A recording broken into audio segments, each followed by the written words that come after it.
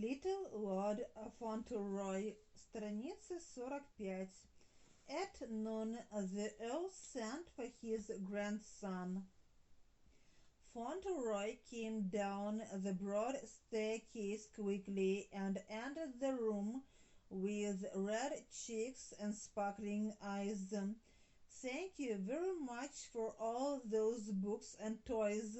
I like them so much," he said. The Earl was about to say something, but suddenly the door opened and the footman announced a visitor. It was an elderly gentleman in black, the clergyman of the parish. "Ah," the Earl said in his harsh voice. "Good morning, Mordaunt. This is the new Lord Fauntleroy.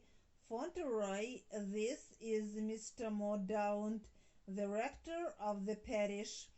Fauntleroy looked up at the gentleman in the clerical garments and gave him his hand. "I am very glad to make your acquaintance, sir," said Cedric. "I am delighted to make your acquaintance." "Lord Fauntleroy," said the rector with a smile. "Take a chair, Mordaunt," said the Earl. Mr. Mordaunt sat down. He glanced from Fauntleroy to the Earl. "Well, what is it this morning, Mordaunt? Who is in trouble now?" "It is Higgins of Edge Farm," he said. "He was ill himself last autumn, and his children had scarlet fever. He is in trouble about his rent now. If he doesn't pay, страница 46, he must leave the place. His wife is ill, and he came to me yesterday to beg me to ask you for time. Higgins is a good man." "He is a bad tenant," replied his lordship, "and he is always in trouble about his rent." The Earl frowned and turned to his grandson. "And what would you do in such a case?" he asked. "I would let him stay," said the boy. The Earl paused a moment, still looking at him. "Can you write?" he asked. "Yes," answered Cedric, "but not very well." "Well, bring the pen and ink and a sheet of paper from my desk," commanded the Earl. Fauntleroy did as he was told. In a few moments the sheet of paper, the big inkstand, and the pen were ready. "Now dip your pen in the ink and write a letter. Higgins may stay for a while," said the Earl. Fauntleroy dipped his pen in the ink and began to write. After a while the letter was complete, and he handed it to his grandfather. The Earl looked at it and smiled. "Higgins will find it satisfactory," he said, and handed it to Mr. Mordaunt.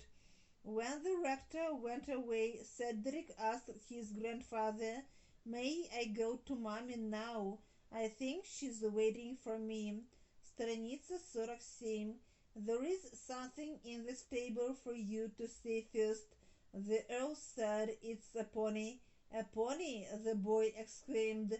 "Whose pony is it?" "Yours," replied the Earl. "Mine!" cried the little fellow. "Yes," said the grandfather. "Would you like to see it?" Fauntleroy drew a long breath. "I want to see it so much I can hardly wait," he said.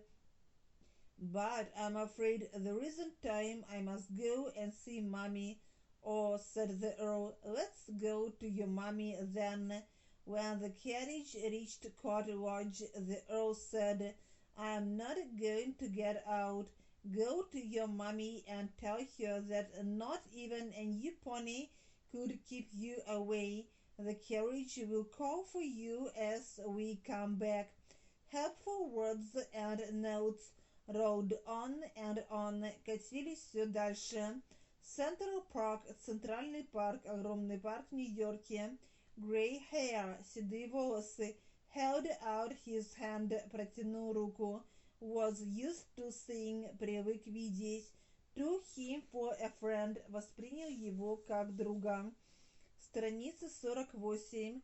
For a much larger person, для гораздо более крупного человека, was about to say something, хотел было что-то сказать, to make your acquaintance, познакомиться с вами, as he was told, как ему было велено, for a while, на некоторое время, could keep you away, смог удержать тебя.